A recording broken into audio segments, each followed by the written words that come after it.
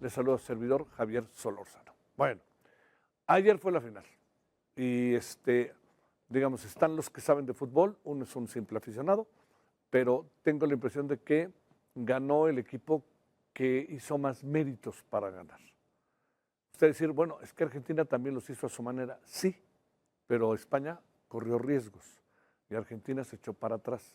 Se echó para atrás con cierta intención, porque sabía que era muy difícil quitarle la pelota a España. Quien tiene la pelota en el fútbol, dígase lo que se diga, tiene un porcentaje más amplio de posibilidad de ganar. Quien no tiene la pelota, ¿cómo va a llegar al otro lado? Así de sencillo. Y ayer España hizo un partido muy bueno, muy entregado, con enorme gusto por el juego, reivindicó el juego en buena medida, porque además vimos a una Argentina que, entendiendo el rival que tenía, jugó un poco agazapada y además le diría, no fue la Argentina que vimos en el segundo tiempo contra Inglaterra, cuando iba perdiendo 1-0.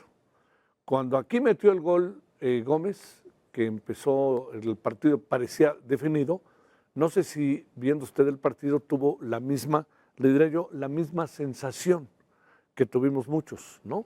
De en cualquier momento cae el empate, porque el joven Messi ya despertó, no es que no despertara, sino que Messi está hecho para esos momentos.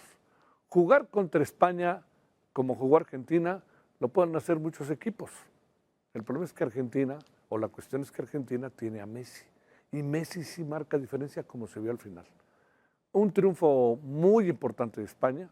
Le diría que Argentina ciertamente ensució el juego, que Argentina jugó al límite y a veces más, y eso fue un poco como parte de la estrategia y de lo que Argentina jugó. Llenar de adjetivos en contra a los argentinos hoy, a mí me parece que no tiene el más mínimo sentido. Que no nos haya gustado a muchos cómo jugaron, esa es otra cosa. Pero llenarlos de adjetivos como, vean los que son unos tales por cual. Sí, Leandro Paredes se volvió loco al final, pero bueno, yo le diría, tienen que disciplinarse, fue una final de Copa del Mundo, y hay cosas que ahí pasan que uno no las sabe, no las sabe qué pasa ahí adentro. Sin embargo, los jugadores en un partido de esta naturaleza algo tienen que mostrar, es una disciplina, y es ahí en donde sí cabe la crítica para lo que hicieron algunos jugadores argentinos. Y también el que todo indica, cuando fue la premiación de España estaban casi de espaldas, ¿no? O sea, digo, ni hablar, pues perdiste y ahora trágatela, ¿no? Ni hablar, el que no quiera ver fantasmas, pues que no salga en la noche. Triunfo muy importante para el fútbol de España, porque España es hoy por hoy una potencia en fútbol femenil y una potencia en fútbol varonil. Eso me parece a mí que fue sumamente importante. Al rato hablaremos de otras cosas respecto a este final del Mundial y el negociazo. Pero por lo pronto le cuento que ayer en el torneo de fútbol todo en apariencia eran sonrisas y abrazos. Una foto de unidad, y quienes estaban en esta foto, la presidenta de México, Claudia Sheinbaum, el señor Mark Carney, primer ministro de Canadá, y el señor Donald Trump, presidente de los Estados Unidos. Una imagen de cercanía entre los líderes de América del Norte, pero, digamos, para decirlo claro, el señor Donald Trump dijo, yo quiero hacer otra mundial, pero sin México y Canadá, o sea, en pocas palabras, no me frieguen, yo esos dos no los quiero. Pero, pues bueno, ¿qué? ¿La presidenta no va o qué hacemos al respecto, no? Entonces, ahí les encargo el pronter.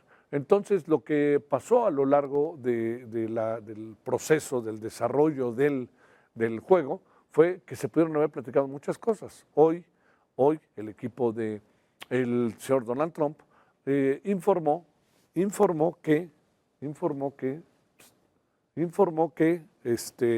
no hay, digamos, que le va a cobrar un 50% de arancel a Canadá y que se lo va a cobrar en materia de vino y de cemento. La medida alcanza sectores como el automotriz, lácteos y bebidas alcohólicas, incluso, ahí le va, los palos de hockey. La Casa Blanca argumenta que Canadá mantiene condiciones injustas para los productores estadounidenses. No obstante, la medida mantiene exentos productos considerados estratégicos. Entre ellos, ahí le va, la energía, la potasa, los minerales críticos y el pescado. Todo esto es al mismo tiempo cuando Estados Unidos, Canadá y México están retomando la revisión del Tratado México-Estados Unidos-Canadá, el conocido TEMEC. Bueno, por cierto, le digo, México y Estados Unidos van a regresar a la mesa de negociación por el futuro del TEMEC. La tercera ronda de conversaciones inicia mañana en la Ciudad de México. La reunión ocurre después de que Washington decidiera no confirmar la extensión del tratado por otros 16 años durante la revisión formal que comenzó el pasado 1 de julio. Sin embargo, el acuerdo sigue vigente hasta 2036, mientras avanzan las negociaciones. El secretario de Economía, Marcelo Ebrard Casaubon, ha señalado que el TEMEC mantiene su vigencia y que esta nueva etapa busca resolver los temas pendientes entre los puntos de mayor tensión. Por ahí andan, ya lo sabe, un asunto que a nosotros nos importa muchísimo, que son las reglas de origen de la industria automotriz, los aranceles al acero y aluminio, la seguridad económica y las cadenas de suministro. Uno de los focos de esta negociación será la preocupación de Washington por la participación de China en las cadenas productivas de Norteamérica, de Canadá, Estados Unidos, México. Estados Unidos busca cerrar posibles vacíos que permitan el ingreso de productos asiáticos al mercado estadounidense a través de México, mientras el gobierno mexicano apuesta por fortalecer la producción regional sin perder competitividad. La delegación negociadora de Estados Unidos llega a la Ciudad de México para una nueva ronda. Esto va a ser del, ¿qué día es hoy? 20, ¿verdad? Sí, va a ser de mañana, martes, miércoles y jueves. Al frente de la delegación estadounidense va a venir el señor Jameson Greer, que por cierto se va a reunir con la presidenta, representante comercial de Estados Unidos, mientras que por México va a estar el equipo del secretario de Economía, el señor Marcelo Ebrard. Sobre la mesa, ¿qué se pone en la mesa? ¿Qué se va a discutir? Que esto es importante. Las siguientes etapas del TEMEC, que ahí están las claves del asunto. Uno, pues son las cadenas de suministro.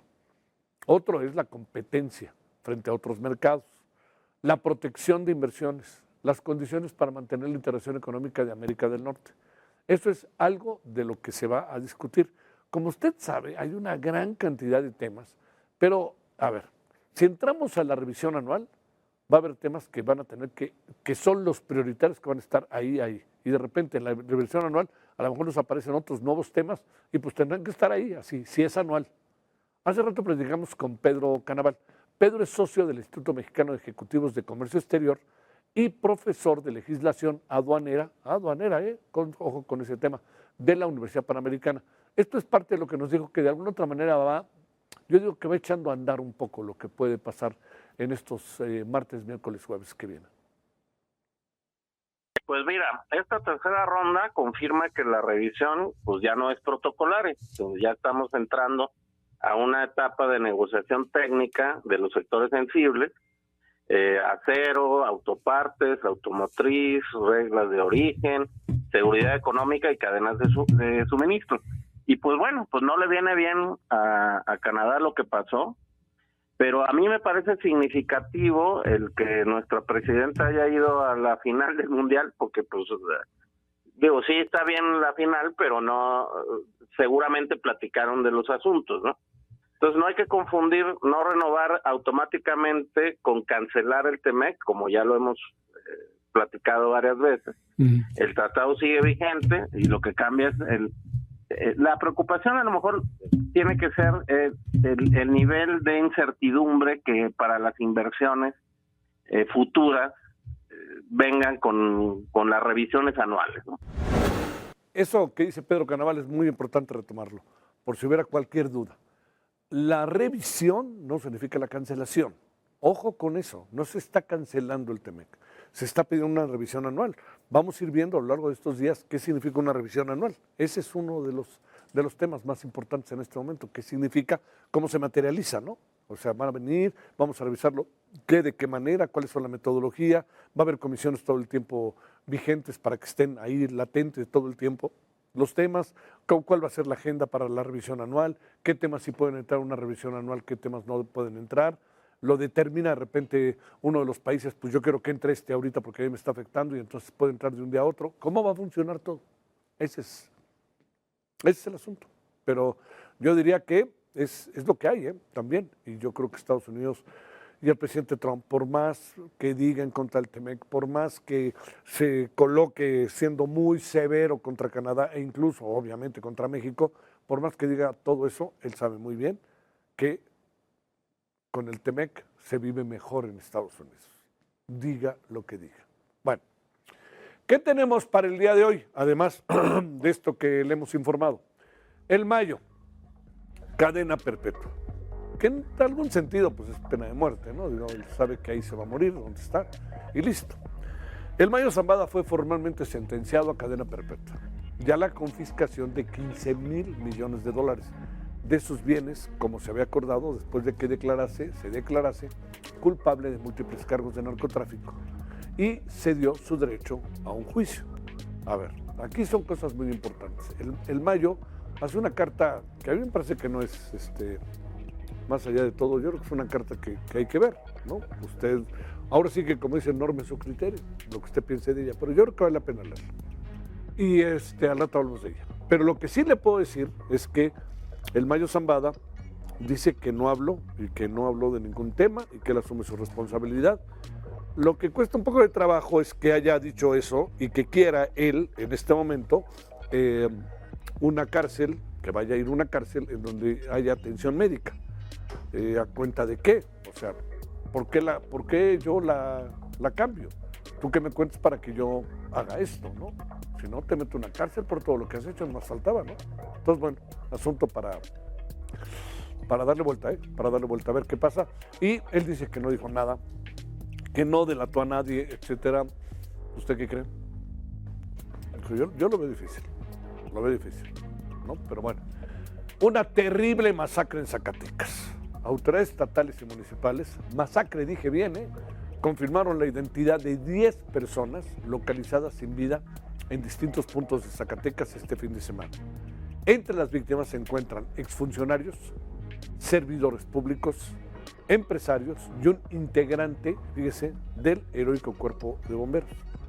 Se habla de que incluso mandaron una pancarta, y en esa pancarta se hacía referencia al secretario de Seguridad. Todo esto es un asunto que no está confirmado. Lo que está plenamente confirmado son los 10 del tema. Hoy, pues ahora que no se habló, mañana que es día en que se habla del tema de seguridad, pues a ver qué dicen de lo que pasó. Pero que no había masacres, que Zacatecas estaba reponiéndose. Ya vimos lo que pasa, Zacatecas, que es además un estado muy, muy bello, por cierto, pero le brincan, es una zona fundamental para la circulación de muchas cosas.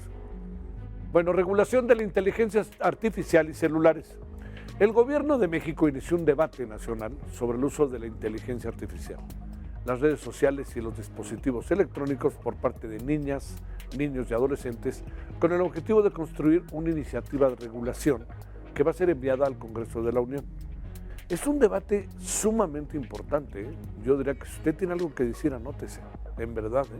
Es un debate que va a contar con la participación de especialistas académicos, docentes, madres y padres de familia. Hay algo que no se puede pasar por alto. ¿Qué hacemos con los pequeños? ¿Qué hacemos con las pequeñas cuando están con el iPad o con el teléfono y de repente desaparecen materialmente? No hay manera de distraerlos, no hay manera de llamarles. Puede uno gritar, pero ni así, y eso sí, si uno se acerca y se los quita, ¿qué pasa? Pero ¿verdad? Es un drama el que hacen. Es un asunto, en verdad lo digo, que hay que pensar. Yo entiendo que, yo entiendo que es propio de nuestros tiempos. Esto es muy importante. O sea, ¿por qué no me pasó a mí? Pues porque no estaba esto.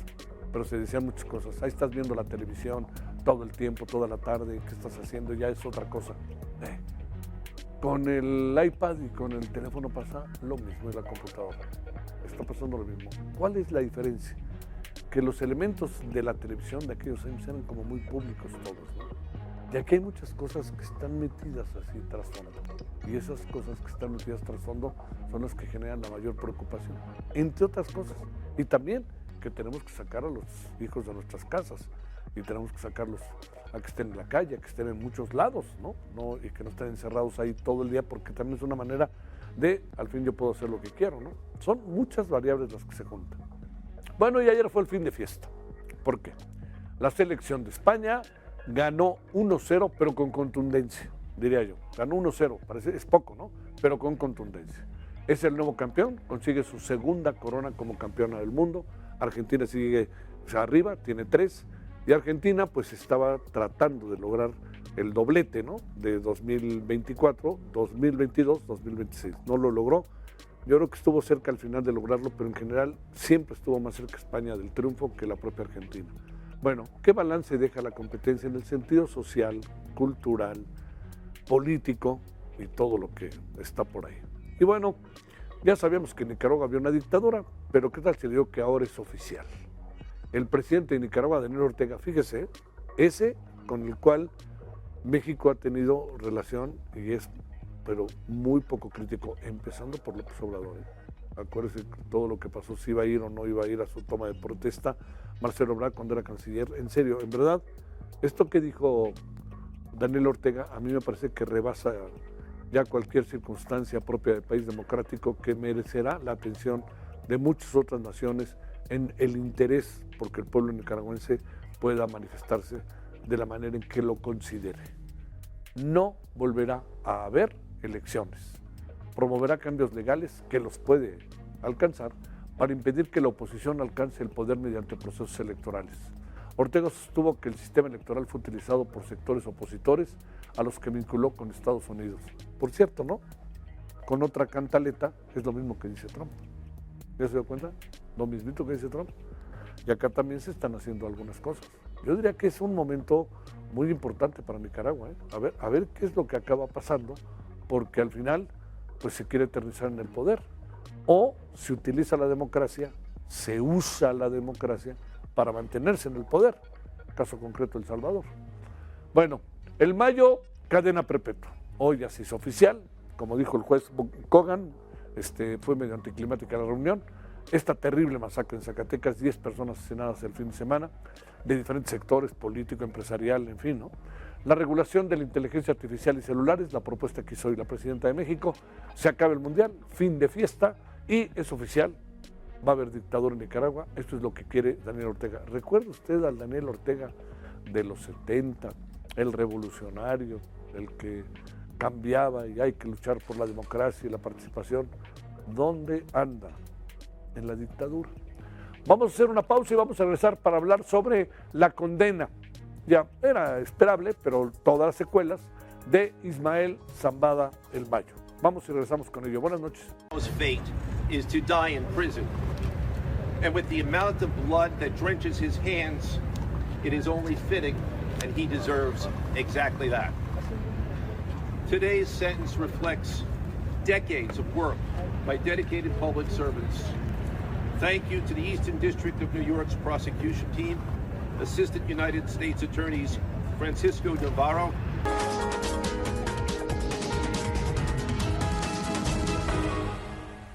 Bueno, las cosas se dieron casi como se imaginaban que se iban a dar, ¿no? En el caso de Ismael el Mayo Zambada. Él, le recuerdo, cofundador del cártel de Sinaloa y otras cosas, fue sentenciado a cadena perpetua y a la confiscación, yo no sé de dónde saldrá ese dinero, ¿no? 15,000 millones de dólares de sus bienes. ¿Dónde estarán sus bienes?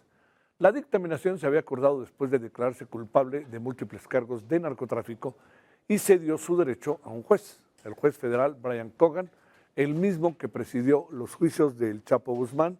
De Genaro García Luna se refirió a los cargos y sus penas correspondientes, la declaración de culpabilidad y sus implicaciones. De igual manera, el juez Kogan recomendó al Buró de Prisiones colocar al Mayo en una instalación penal que cuente con servicios médicos que requiere por sus condiciones físicas y mentales.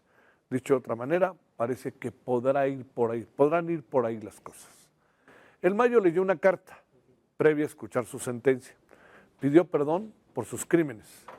En la misiva se puede leer algunas frases como esto: asumo la responsabilidad por mi papel en todo esto, pido disculpas a todos los que han sufrido o han sido afectados por mis acciones. De igual manera, aceptó la responsabilidad de sus actos y reiteró que no hay justificación para lo que hizo, por lo que aceptaba el castigo que iba a recibir. Además de pedir perdón por los crímenes que cometió, el Mayo también advirtió: La violencia debe acabar en México.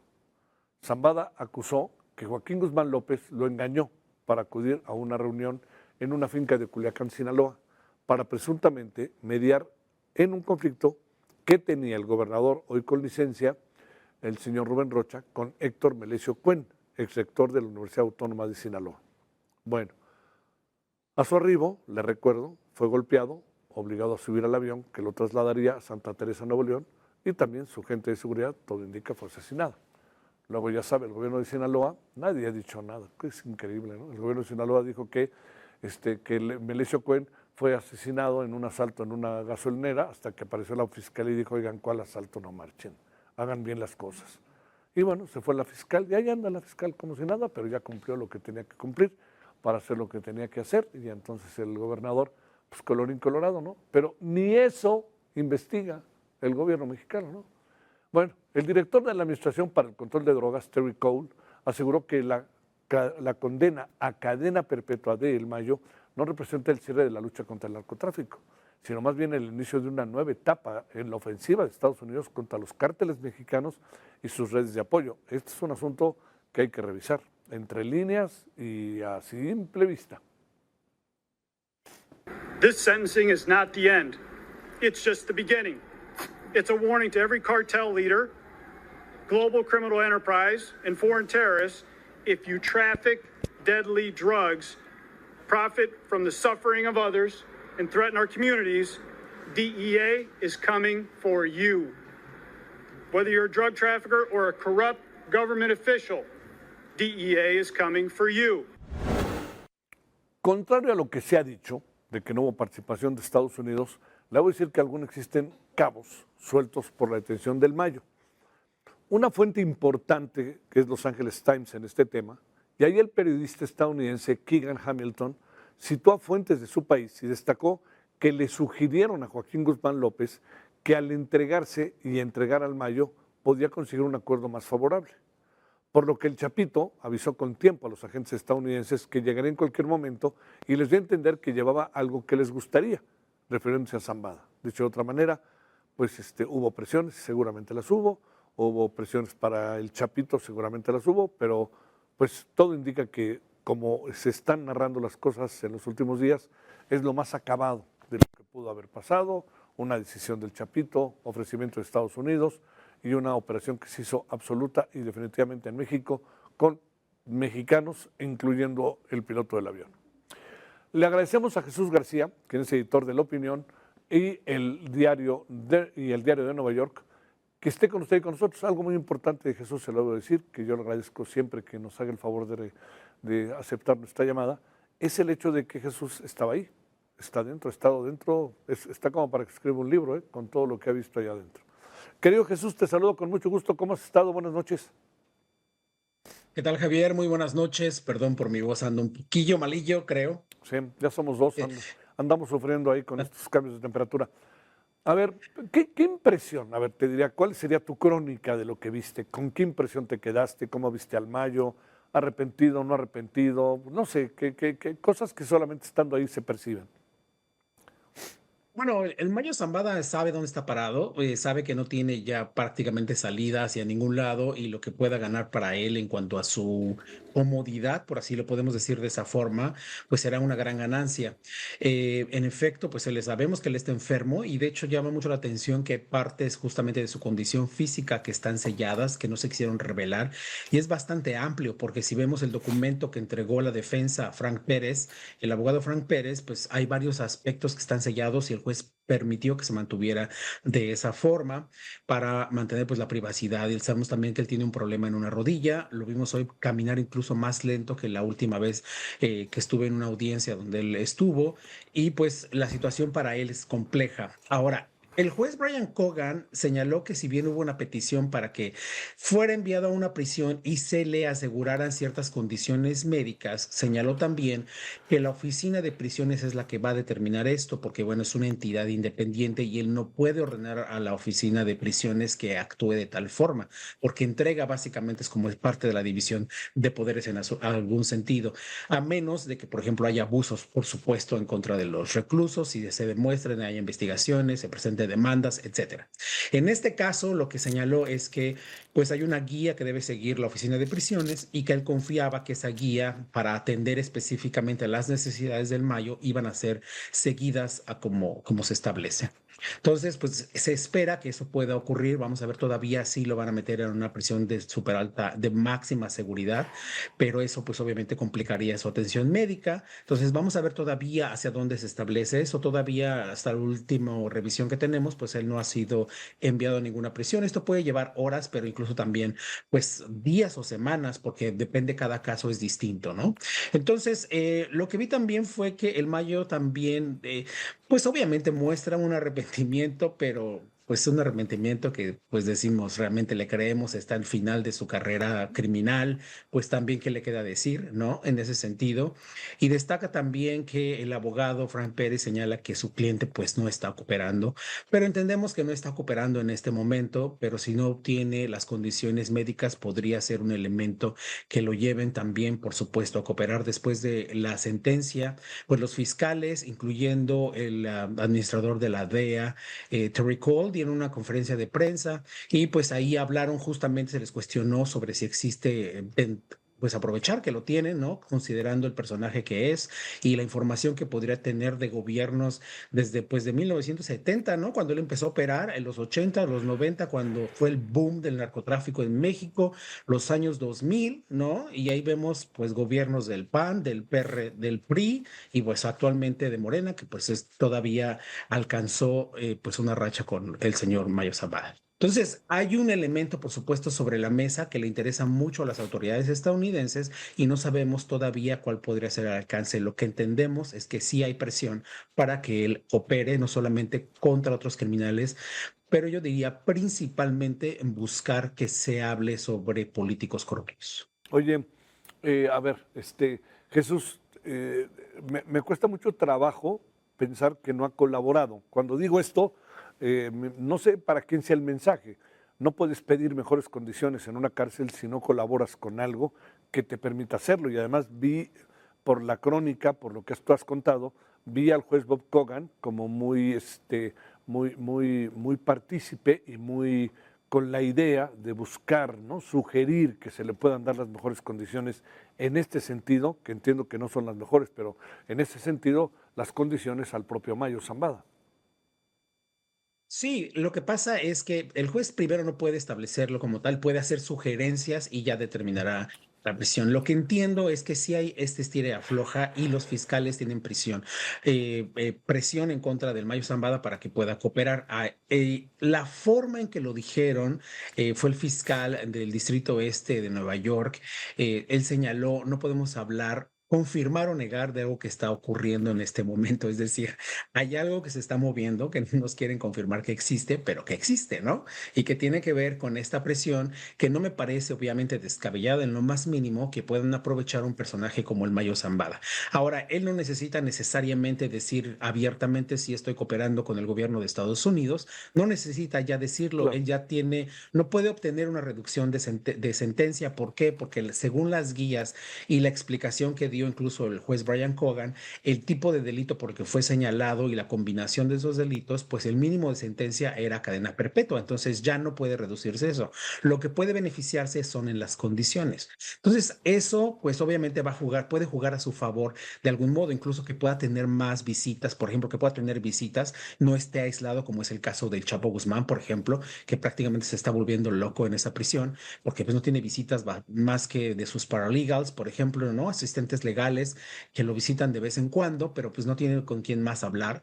Y en el caso de el Mayo Zambada, pues obviamente sí se le nota más incómodo, digamos físicamente, porque incluso, por ejemplo, pues tuvo algunas expresiones chistosas que no voy a repetir porque dijo una grosería, ¿no? Se le salió del alma, ¿no? De, por ejemplo, tenía complicaciones para sentarse, luego no entendió muy bien al principio lo que el juez estaba señalando, diciendo que estaba hablando demasiado rápido y que no le entendía. Él se refería realmente al traductor, porque el traductor es el que estaba, Claro. pues, hablándole al oído, básicamente, ¿no? Entonces, esta situación, sí, yo digo completamente que hay un proceso, obviamente, por lo que señalan los fiscales, de presión para que él hable, pero pues todavía no están sentadas las bases. Y repito, no necesariamente él tendría que hacerlo público, ¿eh? Oye, cuando terminó el Terry Cole y varios que hablaron, pues lanzaron de nuevo que esto no es el final, sino es el principio. ¿Qué interpretas, Jesús, que pueda ser el principio? El caso Sinaloa de repente se ve como oscuro, no sabemos qué va a acabar pasando, a pesar de que hay dos funcionarios que se entregaron. El caso de la propia gobernadora, ¿no? de Baja California, que cada vez que habla se enreda más, en fin, y los muchos nombres que van y vienen, ¿no? Así es. Bueno, eso es algo que siempre comentan, ¿eh? O sea, los fiscales y los agentes de la DEA dicen, esto es el principio de algo que vamos Sí, a hacer, claro, etcétera, claro, claro. etcétera. Lo dijeron durante el caso del Chapo Guzmán, con Genaro García Luna, etcétera, lo han dicho antes. Digamos, es parte de un asunto político que ellos obviamente tienen que establecer y seguimos luchando contra el narcotráfico. Lo que sí queda muy claro, y esta descripción, porque hubo una pregunta de una periodista amiga mía que señaló, bueno, hay un cambio en el mando que se está dando en el cartel de Sinaloa. Ahí podemos hacer esa interpretación.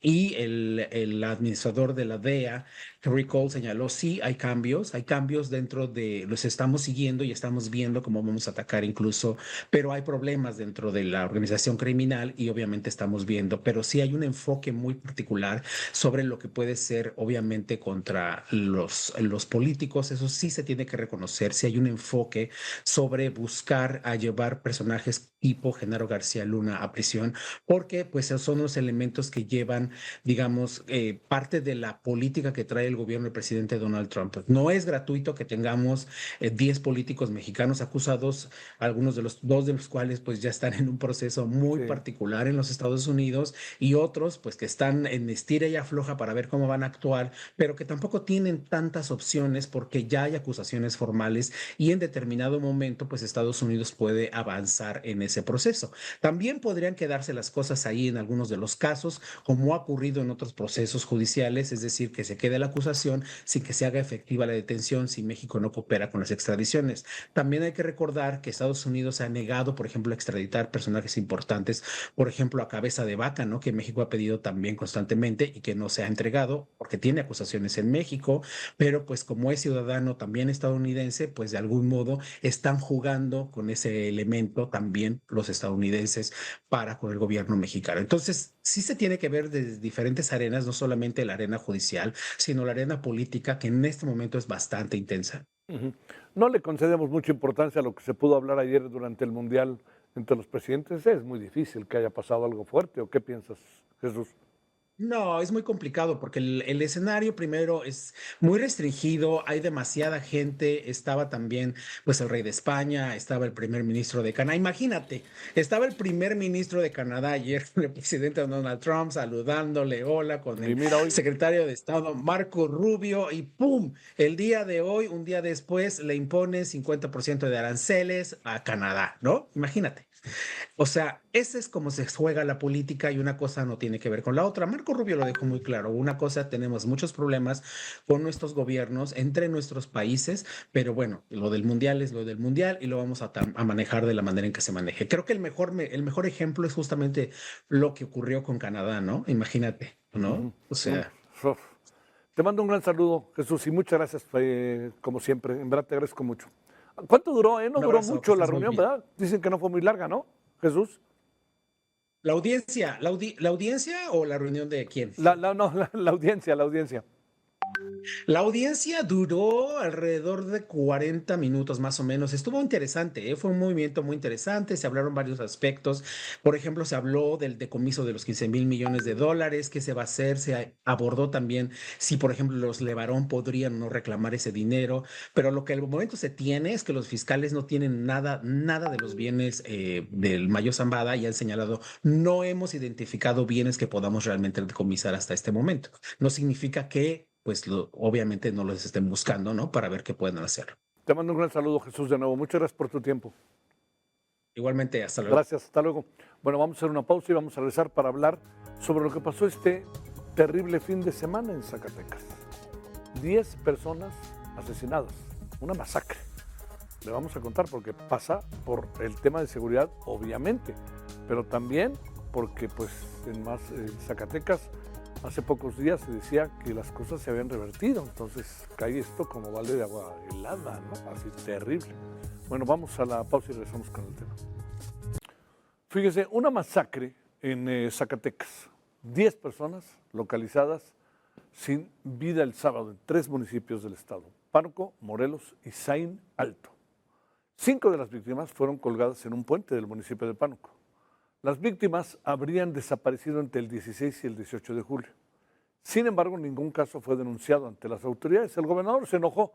¿Por qué no denuncian? Pues porque cada vez que denunciamos nos va peor, saben dónde vivimos y no estamos protegidos. No nos hagamos, ¿eh? Sí, me parece que es muy ligero de repente cuando se dicen estas cosas, revictimizando a las víctimas, ¿no? ¿Quiénes son las personas asesinadas? Ignacio Castrejón Valdés, era empresario minero y expresidente municipal, ojo, de Sombrerete.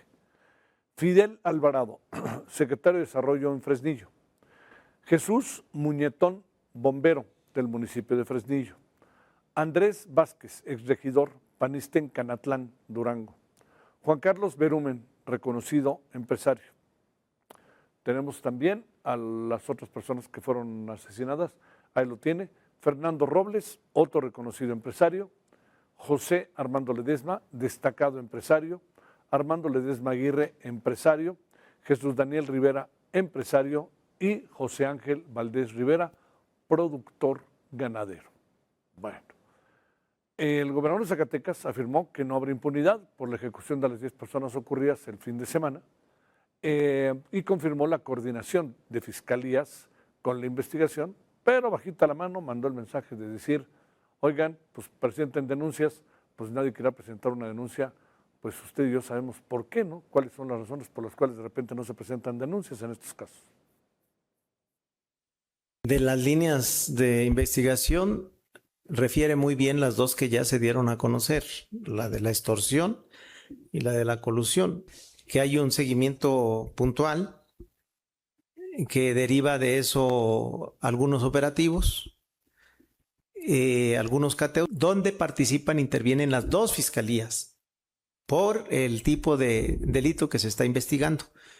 La Fiscalía General de la República y la Fiscalía General del Estado. En las reuniones del fin de semana incorporamos también al Poder Judicial. Bueno, ya le digo, esta declaración que a mí no me pareció muy oportuna y prudente, de decir, bueno, es que no presentan la denuncia, es que usted y yo sabemos por qué a veces no se presentan las denuncias. O sea, le dicen a uno, es lo que nos dicen, por ejemplo, los transportistas, cuando hablamos con ellos. Oigan, ¿por qué no presentan la denuncia? Porque cuando se llevan a los nuestros, acaban diciendo dónde vivimos, acaban diciendo en qué escuela están nuestros hijos, y acaban. Entonces aquí, ¿qué hace uno? ¿En qué circunstancias se pone? No revictimicemos a las víctimas, ¿eh? Bueno, con enorme gusto saludamos a Sofía Huet, ella es especialista en seguridad, y hablemos acerca de este caso, 10 asesinatos a lo largo del fin de semana en Zacatecas.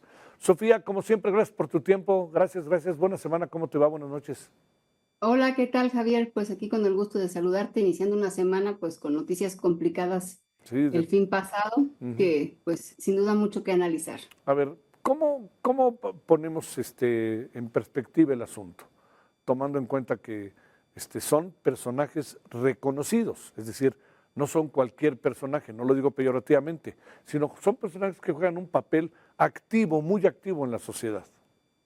Sí, es decir, que no caen en este supuesto de personajes que a veces ni siquiera se les identifica en ninguno de los sentidos. Y aquí Claro. yo quisiera partir, y como bien lo mencionas, Javier, del tema del contexto. Hay que recordar que el año 2021 fue uno de los más violentos en Zacatecas. Hablamos de casi 1,800 homicidios anuales que fueron disminuyendo año con año. Eso no hace mucho. 2021 estuvo apenas hace 5 años. Y solamente para dar un contexto, en esta primera mitad del año 2026 llevaban 39 homicidios. Y creo que aquí está una de las claves. 10 homicidios, digamos, en un contexto de un tiempo mayor pudieran no significar mucho, pero la manera en la que se dan, el corto periodo de tiempo y en especial este factor de exposición, creo que lo hacen completamente diferente. No es casual que los grupos criminales busquen generar un mensaje a la ciudadanía, generar un mensaje a grupos contrarios, generar un mensaje incluso al interior de sus propias filas con ese tipo de acciones, dejándolos, como lo vemos en las imágenes, desafortunadamente en una zona de vialidad que es pública, ¿no? Incluso yo agregaría el reto de hacerlo, que creo que es uno de los puntos que podríamos comentar, en un lugar que tendría que estar monitoreado, pero esa es harina de otro costal, pero exponiéndose, digamos, a la presencia de la autoridad. Fresnillo justamente ocupó el primer lugar en percepción de inseguridad también durante muchos años, prácticamente en las mediciones de la ENSU y de la ENVIPE, de la ENSU en particular, por parte del INEGI. Es decir, que sí hay un tema de percepción, de cultura del miedo, de comunicación de los grupos delictivos que permea en el ambiente. Creo que en este caso, además, hay que tener mucho cuidado, Javier, con el tema de mencionar incluso por parte de la autoridad la palabra extorsión. Y te voy a explicar por qué. Cuando no hay una claridad de cuál es la causa y por parte de las líneas de investigación, sin tener la certeza, se habla de una extorsión, lo que ocurre es que probablemente las extorsiones se multipliquen, sea o no esa la razón. ¿Por qué? Porque otros grupos delictivos, incluso ficticios, digamos, estas llamadas telefónicas que incluso provienen de los penales, utilizan este tipo de argumentos para asustar a la ciudadanía. Entonces, creo que lo primero que habría que hacer es deslindar y tener certeza de cuál es la principal línea de investigación, tomar con mucho cuidado el tema de extorsión, porque, insisto, se convierte en la condición ideal para otros grupos que estén buscando recursos, incluso no locales, me refiero, insisto, en el tema hasta de extorsión telefónica. Y tercero, que tendrían que actuar con la mayor rapidez las autoridades para poder esclarecer este caso. ¿Por qué? Porque ello permite no solamente poder entender y saber quién jaló el gatillo, es decir, quién fue el autor material, sino entender a qué lógica obedeció, por parte de qué grupo delictivo se generó esta acción y cuál es lo que se estaba buscando. Existieron algunos carteles efectivamente con algún sentido justiciero previo a la localización de estas personas, pero creo que no se debe dejar a la ligera este tema. Oye, no hace mucho estuvo la presidenta en Zacatecas y se hicieron, digo, ni hablar, no quiero decirlo peyorativamente, Sofía, pero algo así como cuentas alegres de cómo se estaban dando las cosas. Pues es que en realidad, Javier, y aquí hay que ser muy justos, la disminución en el tema de homicidio ha sido muy alta, prácticamente de más del 90%. Hablamos de 1.800 homicidios en 2021, alrededor de 149 en 2025, es decir, sí una disminución importantísima. De hecho, Zacatecas se convirtió en uno de los estados con menor registro. Pero aquí lo que, más que las cuentas alegres, porque las cuentas pueden estar en los números de homicidios, lo que hay que comprender es cuál es la operación actual de los grupos criminales, porque también hay condiciones que pudieran considerarse fidedignas, que es resultado de un tema de detención de grupos delincuenciales, de una acción permanente de la autoridad, y ese es el escenario ideal, y no pensar que pudiera ser esta baja por un tema de algún tipo de simulación para no, perdónenme la expresión, para no calentar el Estado, ¿no? Sí. Oye, la otra cosa es, ¿qué hipótesis podría haber? Básicamente, Sofía, el tema, aunque hay que decirlo en voz baja, pero entiendo muy bien lo que dice respecto a la extorsión, el tema narcotráfico, el tema, ¿qué supones ahí y cómo se mueven los grupos delincuenciales? Porque, como bien sabemos, los grandes cárteles, pues sí tienen al fentanilo, tienen a la droga, pero pues tienen una diversificación que es lo que los está haciendo mantenerse con un poderío real, ¿no? Tangible. Y con una fluidez de dinero instantánea, Claro. que justamente para eso es el tema del narcomenudeo, el tema de participación en presupuestos gubernamentales, etcétera. Y aquí hay que tener mucho cuidado, Javier, ahora sí que producto de la experiencia y del respeto que también hay que generar hacia las víctimas con el tema de la revictimización y de hablar, en este caso en particular, yo hablaré de otros supuestos en donde sí hay un factor en donde cuando existe una colusión entre quien maneja el presupuesto público en distintas líneas o distintas vertientes con el crimen organizado, la historia no sale bien. Es decir, hay un tema de cobro de cuentas en algún momento, hay un tema de incluso aunque este tipo de esquema se haga con un grupo, puede venir el de enfrente a reclamar también, entonces se vuelve un asunto complejo. Yo lo que creo es que en México no hemos acabado de entender que cuando lo legal, como el gobierno, como las instituciones, se hace coincidir artificialmente y bajo un fin personal con lo ilegal, que son las organizaciones delictivas, no hay manera que salga bien. Puede haber dinero por el momento, pero al final de cuentas el crimen cobra. Híjole. Oye, pero también yo te digo, el mensaje es claro, ¿no? Por supuesto, fueron otras personas, pero detrás de las personas hay un gran mensaje, porque incluso se habla de que habrá habido algunas pancartas dirigidas eventualmente al secretario de Seguridad. Y que además es un gran mensaje, no solamente en términos de seguridad, sino también político, lo agregaría yo, claro. porque son personajes que, como tú bien me lo mencionabas al inicio de la conversación, pues no son personajes menores, estamos hablando de un exalcalde, de personas identificadas como empresarios, incluso el tema del bombero, ¿no? Entonces, a quien siempre le tendremos a esta figura una percepción positiva, entonces no es menor el impacto que están generando en los círculos políticos y en la población en general, porque finalmente se convierte en un evento del terror, ¿no? Híjole, y además en plena final del Mundial, en pleno asunto en donde estábamos como en muchas cosas al mismo tiempo, ¿no?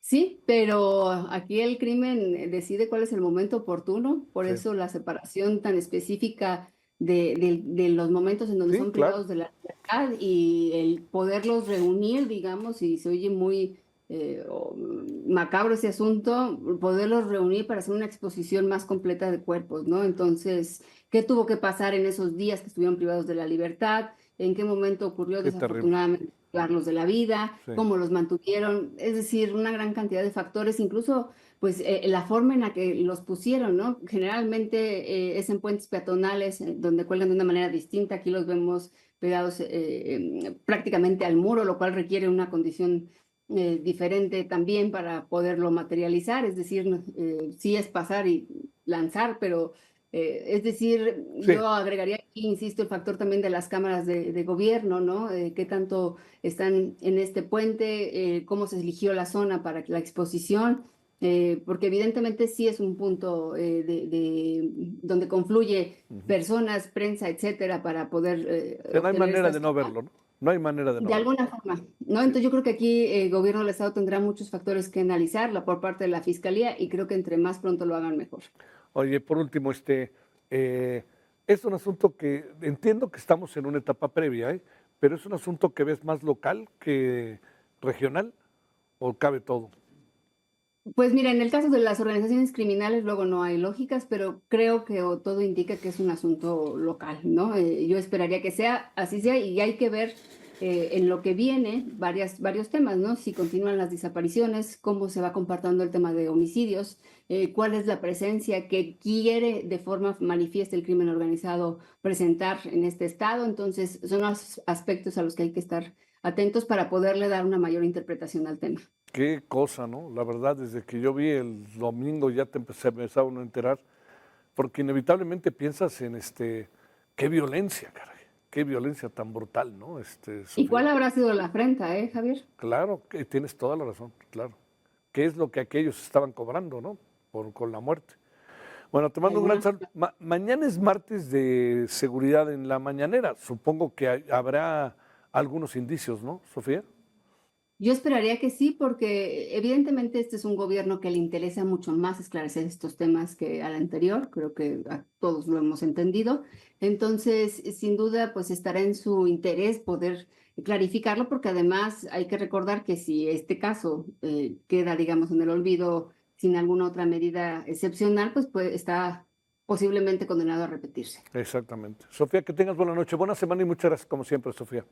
Muchas gracias, Javier. Igualmente a ti y al auditorio. Buena semana. Gracias.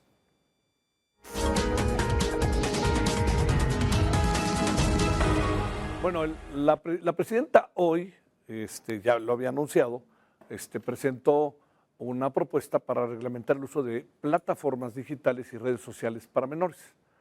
Hay algunos estados que andan ya en ello. La Ciudad de México, por ejemplo, aprobó la regulación del uso de celulares y otros dispositivos electrónicos en primarias y secundarias. En Querétaro surgió la llamada Ley Curi, en función del apellido del gobernador del estado, Mauricio Curi, para proteger a menores y adolescentes del ciberacoso. Por otra parte, está la Ley Serrano, es en San Luis Potosí. Se dice que es para regular el uso de inteligencia artificial, pero terminó enviando a prisión a 3 periodistas en un asunto que no olvidemos, Inició el camino para regular el uso de plataformas digitales y redes sociales para niñas, niños y adolescentes en México. La presidenta Claudia Sheinbaum informó que los foros regionales para un debate nacional se llevarán a cabo el 19 de agosto en Nuevo León, 3 de septiembre en Chiapas y 17 del mismo mes en Guerrero.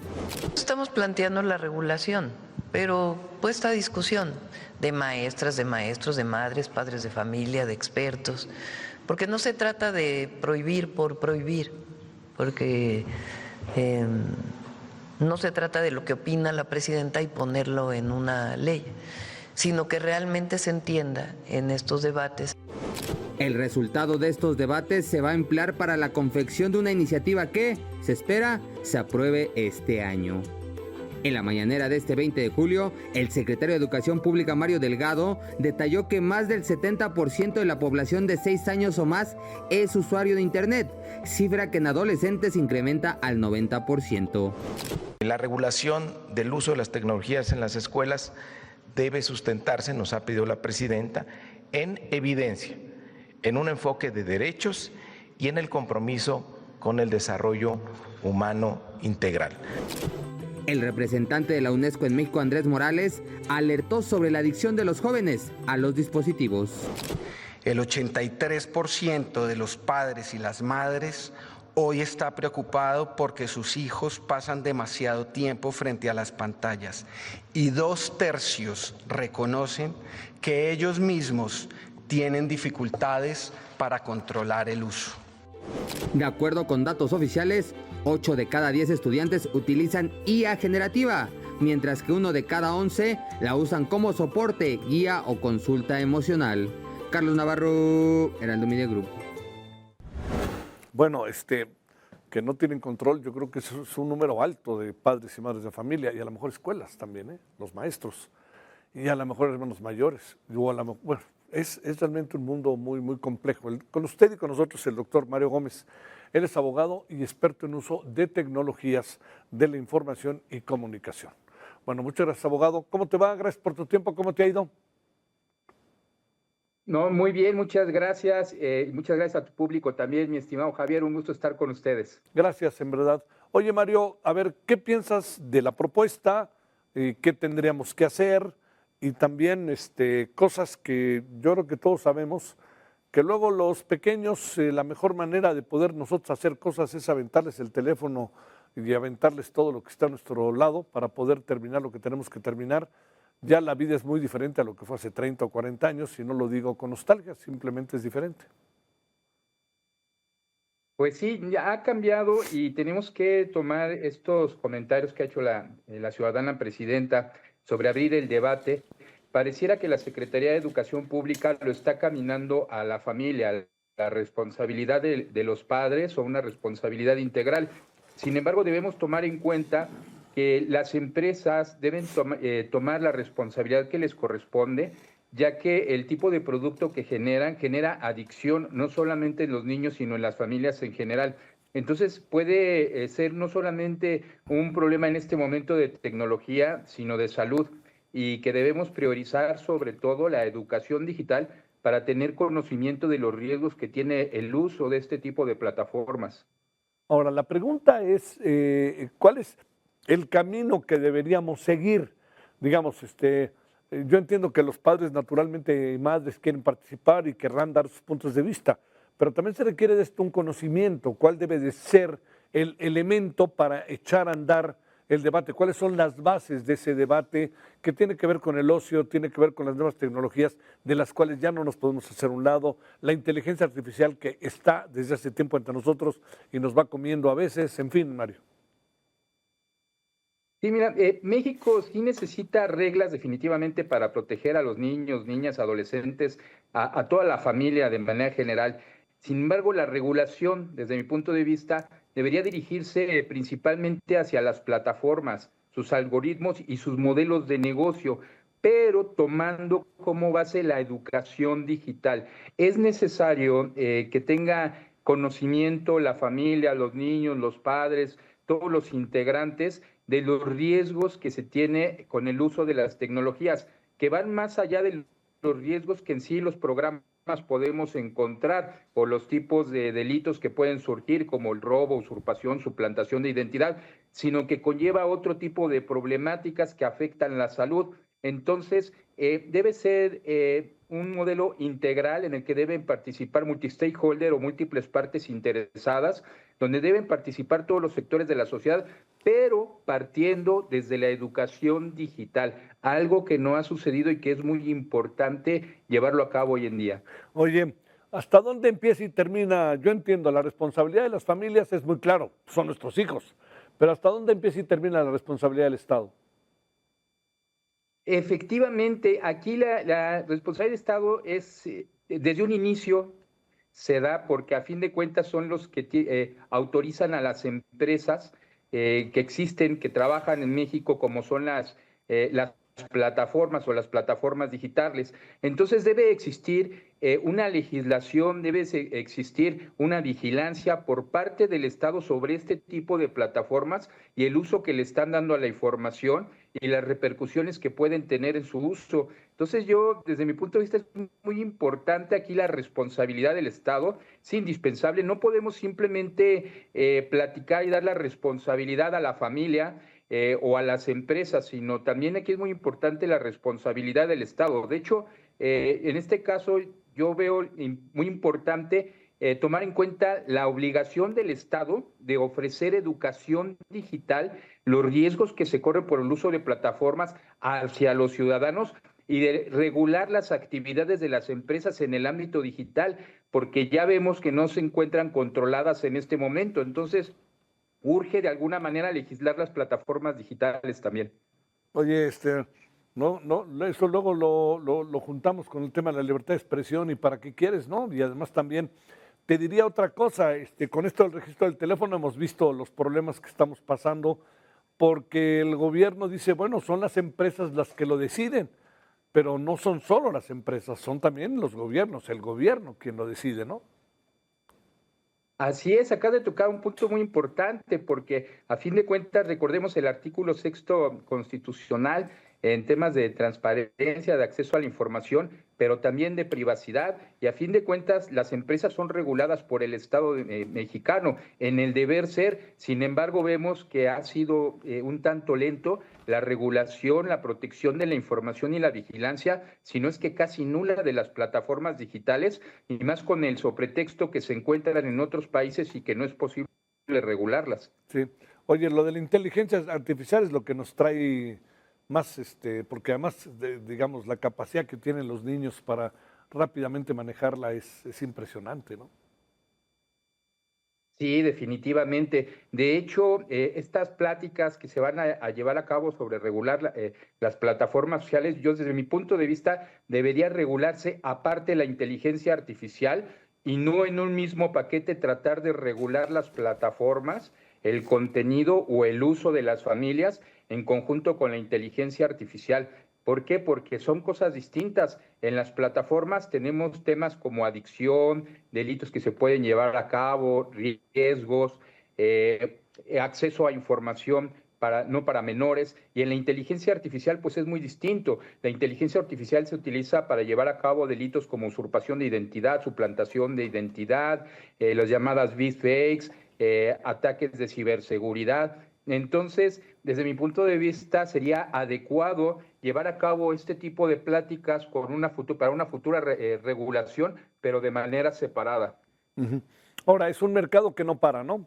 Que lo que hoy nos está mostrando como novedad, en menos de 5 minutos habrá otra nueva novedad, ¿no?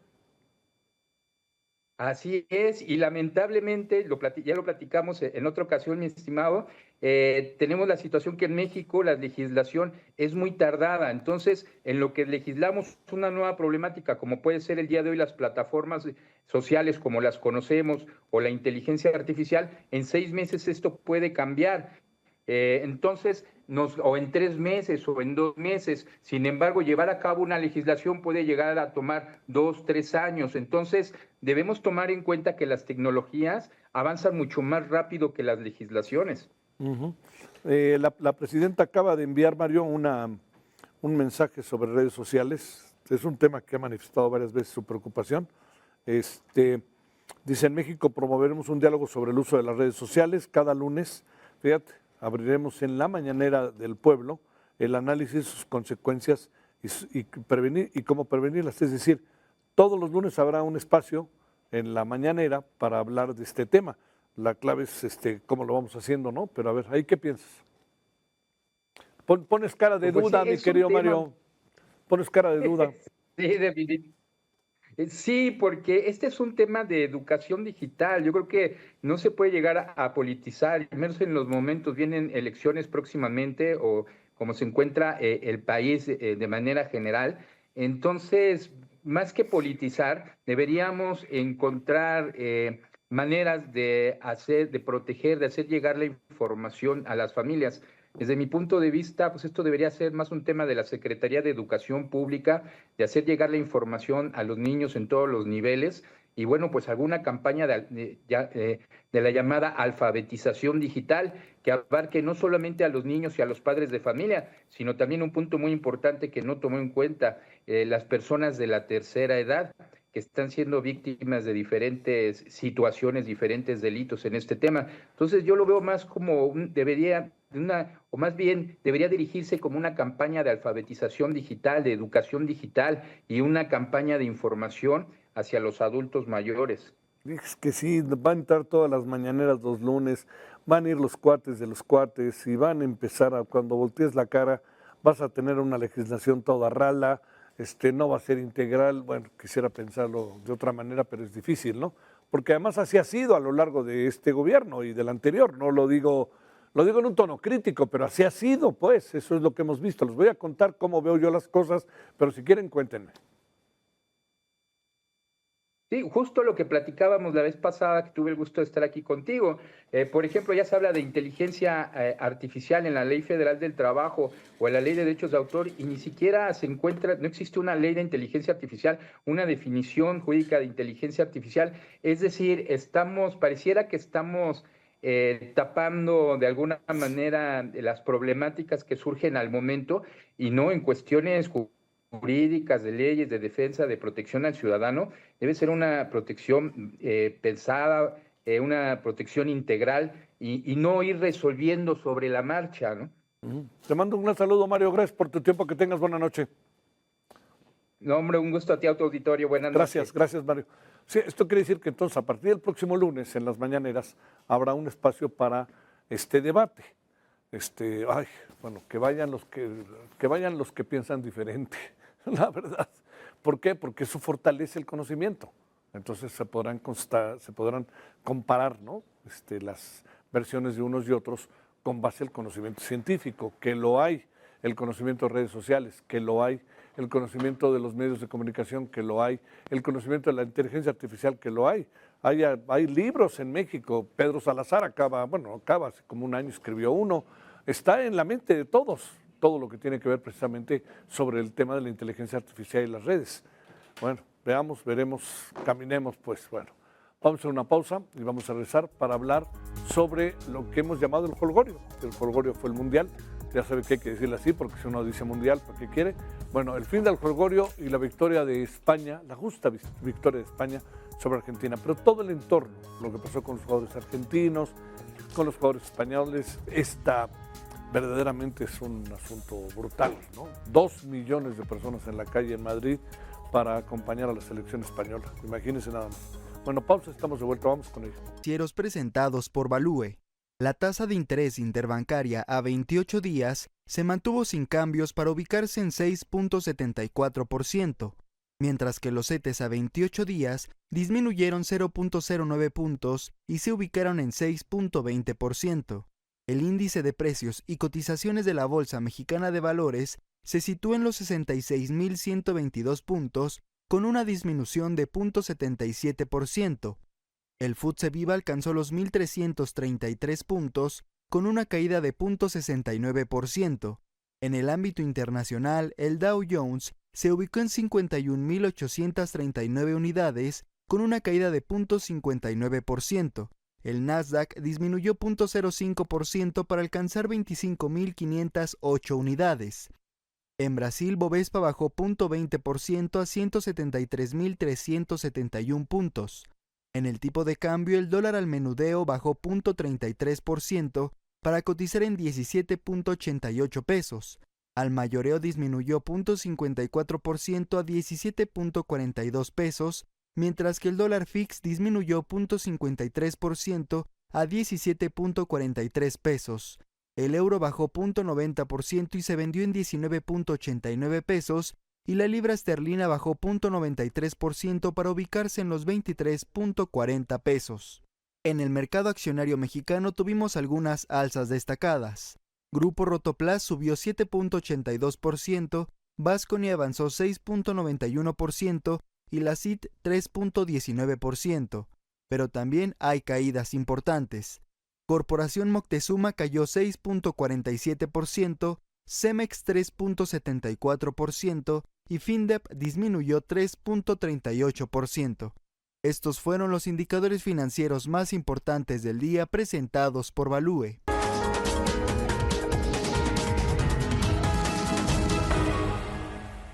Día a días de fiesta en España tras ganar la final Argentina y coronarse campeones del mundo por segunda ocasión.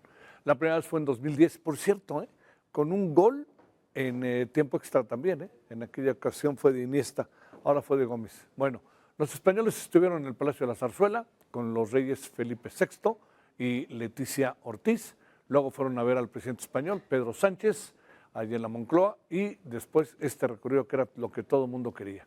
Un recorrido en un autobús hasta la Plaza de los Cibeles, que es donde celebran. Cerca de 2 millones de personas estuvieron y salieron a los festejos. Vea usted la cantidad de gente, además con el calor, pues bueno, se han de ver divertido. A ver, hablemos de ya acabó la fiesta, ya acabó el torneo, una mirada final de balances en un sentido social, político, cultural, por parte del profesor Hugo Sánchez Gudiño, analista de lo que corresponde al fenómeno de la cultura de masa, de los deportes, el fútbol, entre otros, las barras, las tribunas, y académico él de la Facultad de Estudios Superiores Aragón de la Universidad Nacional Autónoma de México. Profesor Hugo Sánchez Gudiño, te saludo con mucho gusto. ¿Cómo has estado? Buenas noches, maestro Javier Solórzano. Qué gusto en saludarte nuevamente. El gusto nuestro, en verdad. Te pregunto, no conclusiones, pero ¿qué miradas tienes de las cosas respecto a lo que pasó a lo largo del Mundial en todos estos ámbitos que hicimos referencia? Bueno, podríamos decir que un balance general es que termina este show de Donald Trump, un show deportivo, mediático, multicultural y obviamente un show pues que ingresa y que mueve toneladas de dólares y de euros y que bueno, tiene un entorno, aparte del deportivo, un entorno político, ¿no? Desde que inició hace un mes el tema de Irán, el equipo de Irán, el país de Irán, la guerra con Irán, el hostigamiento a Cuba, el hostigamiento a México por el narcotráfico, el costo de los boletos, las pausas de hidratación que se convirtieron en un gran mercado publicitario y bueno, los movimientos sociales de protesta en este contexto donde las señoras buscadoras pues tienen un lugar importante y obviamente el gran público, la gran masa ciudadana, millones de ciudadanos conectados, casi hipnotizados durante un mes por este evento y ayer llegó a su culminación con España y pues este juego bonito que hace campeón a este país. A ver, estamos con el maestro Hugo Sánchez Gudiño. A ver, ahí estamos de nuevo. Estabas con el juego bonito de España, ahí se cortó, pero ya estamos de nuevo. Sí, es un juego espectacular, un juego ofensivo, un juego de pases cortos y pues un gran espectáculo de esta filosofía muy propia del gran maestro Guardiola y del lado opuesto los argentinos, todo un modelo pues más callejero, más de ese fútbol de barrio con todas las mañas, con toda la fuerza, con toda la velocidad, esperando pues la fantasía de Messi que nunca llegó y bueno, pues todos nos quedamos esperando esa fantasía y bueno, ver la imagen de su despedida también es conmovedora después de ser uno de los jugadores pues más importantes de todos los tiempos de este país, Argentina. Oye, ¿qué piensas de todo esto que se le ha cargado a Argentina, ¿no? Y a los argentinos, este desenlace del partido ahí con Paredes en medio de una bronca junto con otros, también un poco como esta defensa que los argentinos obviamente hacen de su selección respecto a que no son comprendidos, las acusaciones de soberbia argentina, todo esto. ¿Qué pasa en el radar de los millones de aficionados que muchos de ellos decían, oye, ganó España, no, qué bueno que perdió Argentina? Y yo decía, pero digamos, me cuesta un poco de trabajo razonar todo eso, ¿no? Para mí ganó España y punto, ¿no?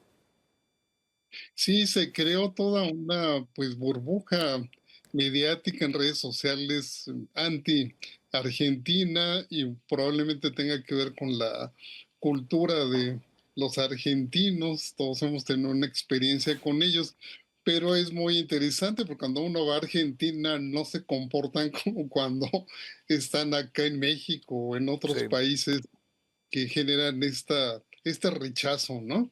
Sí. Ahora, la pregunta es, ¿qué herencia puede dejar este mundial? Dinero, dinero y más dinero, los regalos allá en el vestidor español con toda una réplica de la Copa del Mundo, con un anillo como si fuera el Super Bowl, y ahí está el señor Joan Amat recibiéndolo, o Roger Staubach, ve tú a saber. Sí, yo creo que se queda impregnado el dinero, el gran capital, este modelo de entretenimiento, pues del paraíso neoliberal, y pues ya el anticipo dentro de 4 años es un buen aviso, 64 países, ¿no? Y los partidos inaugurales en 3 países latinos, donde está Argentina, y todos los demás en Europa, donde está España. Entonces el signo de euros y dólares está impregnado pues en este modelo tan exitoso de negocios, cada día más voraz y en búsqueda de nuevos mercados de fanáticos y de aficionados. ¿Qué le da el fútbol a las sociedades, señor profesor Hugo Sánchez Gudiño, que nos deja totalmente alocados, por decirlo menos? ¿Qué le da el fútbol que fue una pasión total? Ayer me sorprendía las manifestaciones en la Ciudad de México en favor de Argentina y en favor de España, como si casi fueran equipos nuestros, ¿no? Sí, pues hay toda una raíz cultural en México de este deporte y sin duda pues los mundiales de fútbol, la participación de México, el ser un país sede, pues enloquece a las multitudes, como lo vimos en el Ángel de la Independencia, en el FanFest del Zócalo y pues en las calles, esta fiesta que pues no habíamos visto en muchos años y que ni Estados Unidos ni Canadá como países también sedes tuvieron ese tipo de expresiones. Entonces aquí nos deja también una lección cultural de la cultura del mexicano y esa unidad que tiene, ¿no? Ese pacto que tiene con el fútbol, aunque bueno, nuestro país, su nivel de competencia sea regular. Sí. El aficionado común recupera de nuevo su butaca en los estadios de Guadalajara, Monterrey y la Ciudad de México. Yo creo que el aficionado seguramente regresará a los estadios porque hay como hay un nuevo encanto, un nuevo enamoramiento de la selección, de los jugadores, y seguramente eso incidirá en su regreso a los estadios, en una nueva identidad con sus equipos y probablemente el negocio de este fútbol local en México resulte pues impactado exitosamente. Te mando un gran saludo, profesor Hugo Sánchez Gudiño. Gracias por estos días que estuviste con nosotros. Un abrazo, maestro Solórzano. Hasta Buenas luego. noches. Buenas noches. Gracias.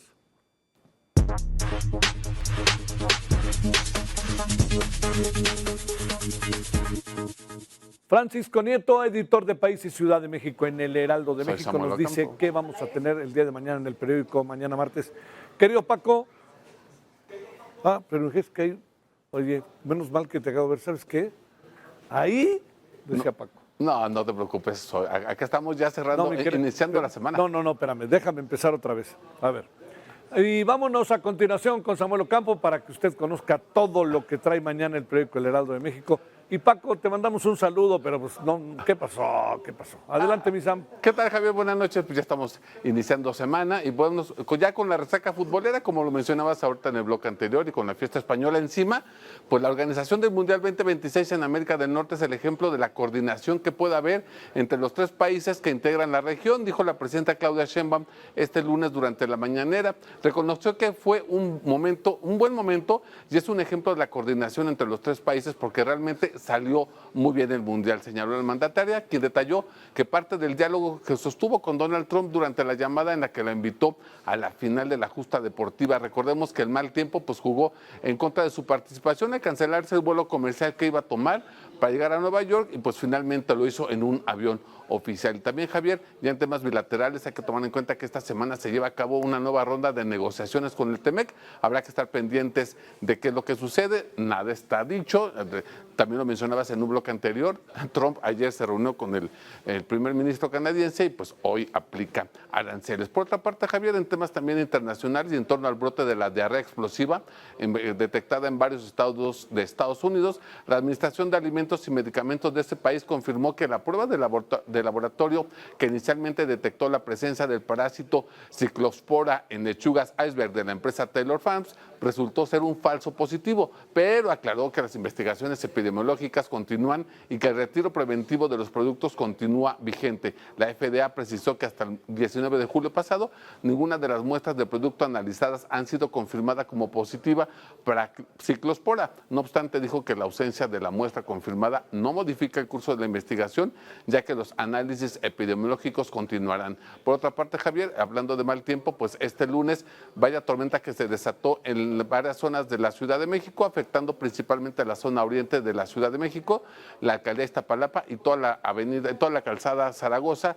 donde el metro de la línea A pues tuvo que suspender el servicio. Toda la información la encontrarán también en la multiplataforma. Y mañana, Javier, es martes de cúpula y en esta edición hablamos de El Documental, donde analizamos este género cinematográfico en el país y que cómo ha ido avanzando, ha ido ganando terreno en las producciones nacionales, un modelo que se legitima a través de festivales y premios en el extranjero. Esta información y más, Javier, en la multiplataforma de El Heraldo de México. Mi querido Sam, perdón, y te mando un gran saludo. Hombre, no te que preocupes. tengas buena semana. Y cerramos bien la justa deportiva, ¿no? No, claro, ahora sí.